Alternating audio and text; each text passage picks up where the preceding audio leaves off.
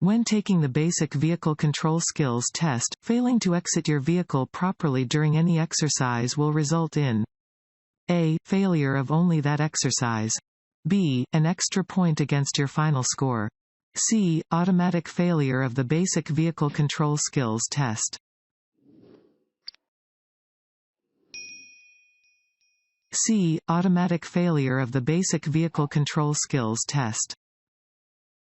When exiting your vehicle during the Basic Vehicle Control Skills test, you must face the vehicle and maintain 3 points of contact at all times.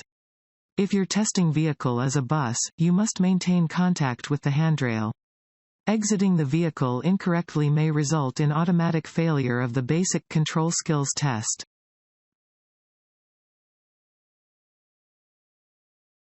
At a passive railroad crossing, the decision to proceed A. rests with the driver. B. is indicated by a control device. C. is decided by the vehicle in front of you. A. rests with the driver. Railroad crossings that do not have any kind of traffic control device are known as passive crossings. The decision to proceed across tracks at a passive crossing is entirely up to the driver.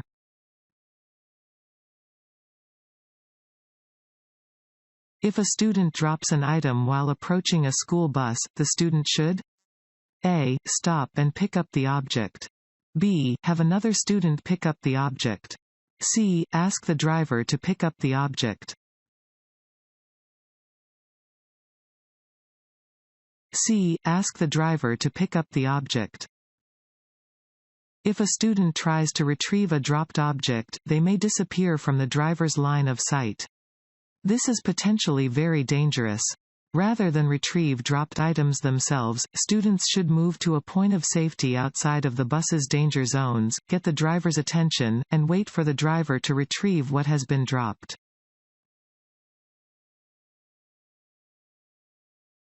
As a general rule, student safety is best maintained by A. keeping students on the bus.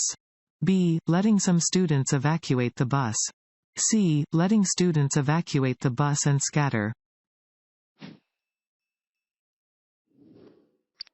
A. keeping students on the bus. In most emergency or crisis situations, students will be safest and easiest to keep under control if they remain on the school bus. Generally, students should be kept on the bus as long as it does not expose them to unnecessary risks or injury.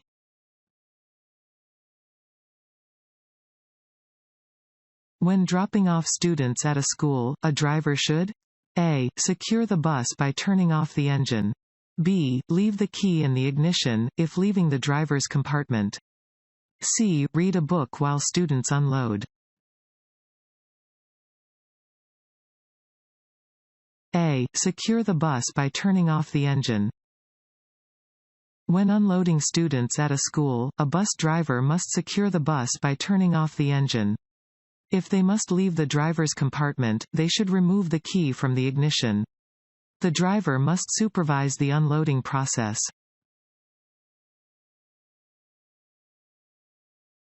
When performing a pre-trip inspection and looking into the fifth wheel gap, you should A. make sure there is a gap between the kingpin and the locking jaws. B. make sure the locking jaws are fully closed around the kingpin. C. make sure the locking jaws are loose.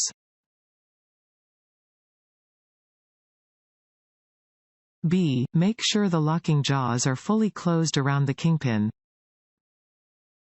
When inspecting a tractor-trailer coupling, look into the fifth wheel gap and make sure the locking jaws are fully closed around the kingpin.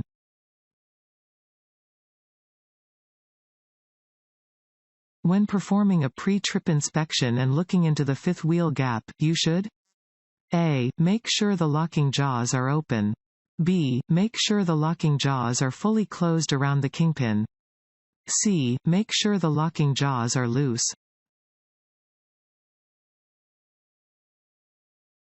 B. make sure the locking jaws are fully closed around the kingpin. When inspecting a trailer coupling, you should make sure the fifth wheel locking jaws are closed around the shank of the kingpin, not the head of the kingpin.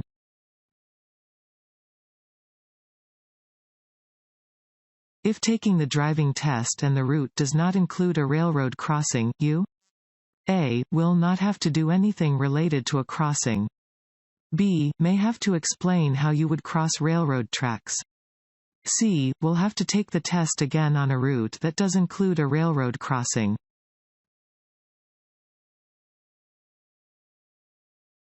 B. may have to explain how you would cross railroad tracks.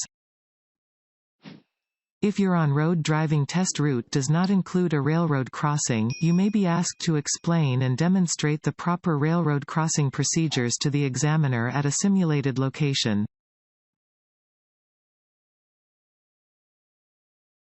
When approaching a school bus stop, the bus driver should A. not use their mirrors. B. approach the stop with caution. C. stop on the sidewalk. B. approach the stop with caution.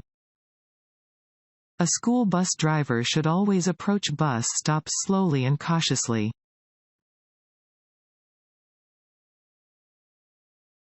Active railroad crossings? A. have traffic control devices installed. B. do not have any traffic control devices installed. C. are crossed by at least 10 vehicles every hour. A. have traffic control devices installed. Railroad crossings with control devices to regulate traffic are known as active crossings. Control devices may include regulators such as flashing red lights, warning bells, and gates. Drivers are required by law to follow instructions given by control devices.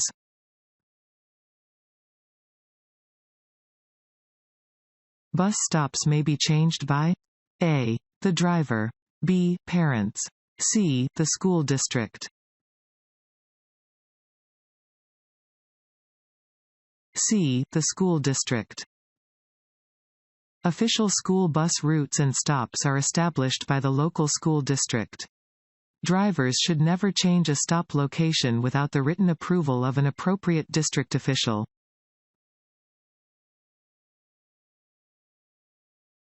When alley docking, you should first A. position your vehicle directly in front of the alley. B. back up directly in front of the alley. C. stop parallel to the outer boundary of the alley. C. stop parallel to the outer boundary of the alley. If you are asked to alley dock, you should first pull past the alley and stop your vehicle in a position that is parallel to the outer boundary. From there, you should back your vehicle entirely into the alley parking area. Your vehicle should be parked in a straight position within the boundaries of the parking space.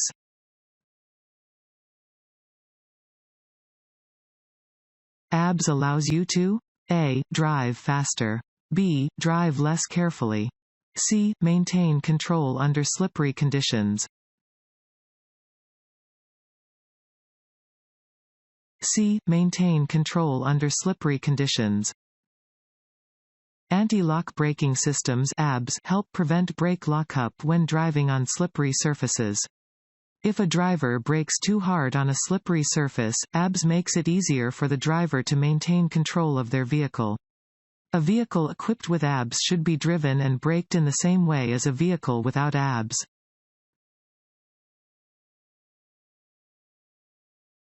When students board a bus, they should A. sit in the back row first. B. sit in the back row only after all other seats are filled. C. be seated as far from the driver as possible. B. sit in the back row only after all other seats are filled. Students should not occupy the back row of a school bus unless the bus is full. The closer to the front of a bus that students are seated, the safer they will be in the event of a rear-end collision. Students with special needs should sit near the driver. With the exception of the straight line backing exercise, a driver may exit their vehicle and check its position during testing exercises up to A. 1 time. B. 2 times. C. 3 times. B. 2 times. A driver is allowed to exit their vehicle to check its position during any basic vehicle control skills test exercise. This action is called a look. During the straight line backing exercise, a driver may not exceed 1 look. During any other exercise, a driver may not exceed 2 looks.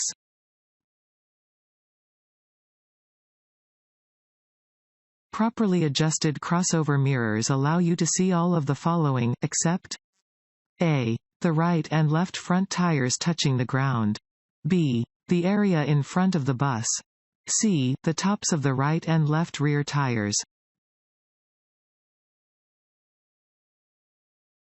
C. The tops of the right and left rear tires. Properly adjusted crossover mirrors on a school bus should allow the driver to see the entire area in front of the bus, from the front bumper at ground level to a point where direct vision is possible.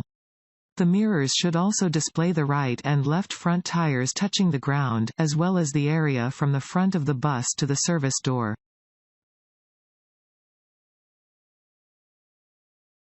During a basic vehicle control skills test, you may be asked to A. Swerve to avoid a hazard. B. Parallel park.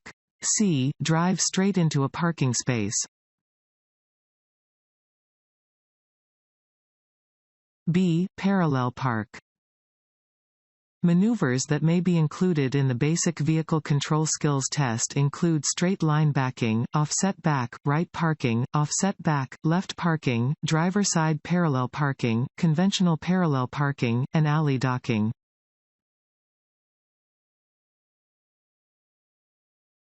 During the driving test, the examiner will be scoring you on A. Attitude. B. How quickly you arrive to your destination. C. Your general driving behavior. C. Your general driving behavior. During the on-road driving test, the examiner will be scoring you on specific driving maneuvers, as well as your general driving behavior.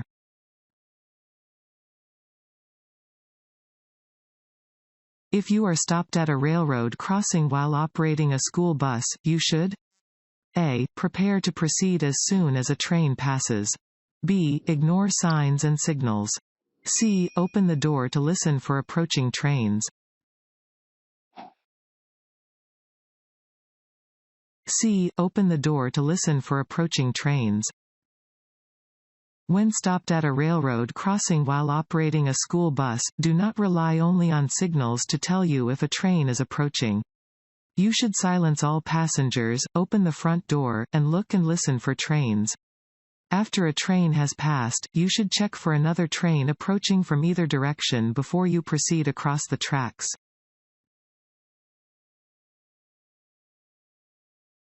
As a general rule, where should students be kept during an emergency? A. On the bus.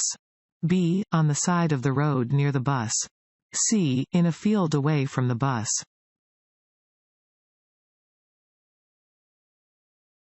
A. On the bus. In most emergency or crisis situations, students on a school bus will be safer and more easily controlled if they are kept on the bus than if they are evacuated. However, if staying on a bus will expose the students to risk or injury, the bus driver should escort them to a safe location.